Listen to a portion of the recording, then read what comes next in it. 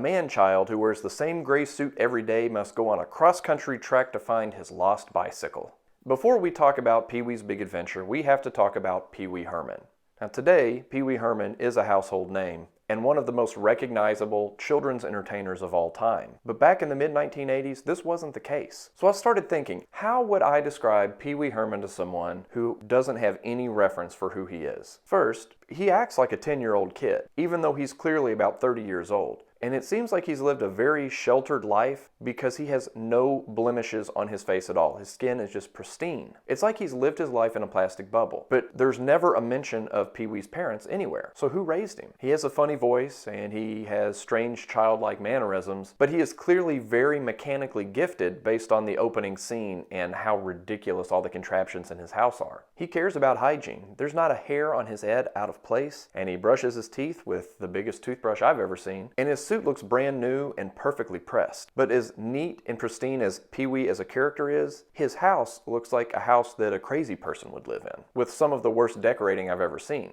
He seems very thin and in shape, but he eats sugary cereal and pancakes for breakfast every day. And Pee-wee is about the most asexual being you could imagine, but for some reason every girl he meets just immediately falls in love with him. He's scary enough to ward off a gang of switchblade carrying thugs in a dark alley, and he's charming enough to win over a biker gang at a bar. Basically what I'm saying is Pee-wee Herman is a walking contradiction and you never know what he's going to do next. Now Pee-wee Herman was a big deal at my house in the mid-1980s. Every Saturday morning it was appointment viewing for my entire family to watch Pee-wee's Playhouse, which was his 30-minute children's show that came out a year or so after Pee-wee's Big Adventure. I was only 3 years old when Pee-wee's Big Adventure came out, so I was familiar with the character long before I saw the movie. Now I say this in a lot of my reviews, but the plot structure of Pee-wee's Big Adventure is one of my favorites. It's where a character goes on a journey, and every scene he meets one or more interesting, quirky characters that help him along the way. This is the same story as in Joe Dirt, Into the Wild, After Hours, Adventures in Babysitting. The list goes on and on. And not only is this Pee-wee Herman's big screen debut, but it's also the big screen debut of a then unknown director named Tim Burton. All of the things that Tim Burton became known for are present here. You've got claymation and stop motion animation. You've got those weird dark gothic scenes with funky camera angles. And you've got that iconic Danny Elfman score that always accompanies Tim Burton movies. And even though this is Tim Burton's first big screen movie, all of those things that he became known for are very polished here. Each scene in Pee-wee's Big Adventure puts a smile on my face because something ridiculous happens. And that starts with the very opening scene when we get to see Pee-wee's house and all the weird contraptions in there that seem to only exist to feed him and his dog. And then you meet his rich neighbor Francis and see the largest bathtub probably on the planet. And then you see Pee-wee tie up his bike with the longest bicycle chain that's ever existed. Then there's the clown hospital nightmare. And then of course there's the scene where Pee-wee Herman is dancing on a bar to the song Tequila, where he invents his signature dance move, which now is synonymous with that song. And of course, who can forget the most terrifying and iconic scene in the movie, at least to me, when Pee-wee Herman meets the truck driver Large Marge. And by the way, Large Marge's tombstone that they show in the movie shows that she died before she was 40 years old. You look at Large Marge and tell me she's under 40. Not only are the visual gags great, but there are a lot of classic one-liners that are still said often in my house by me and my family. I know you are, but what am I? I'm a loner, Dottie,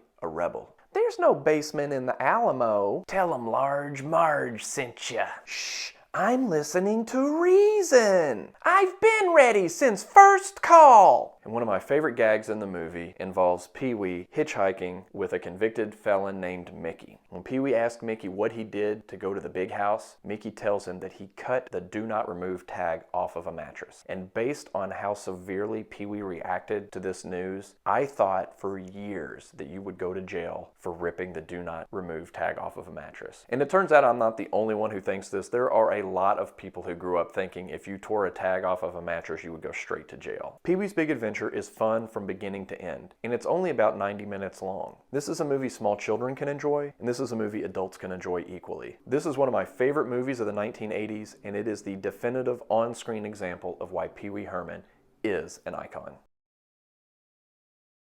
Dancing on the bar, dinosaurs, hitchhiking, impersonating a nun, playing with tape, X-ray vision, winning the Tour de France,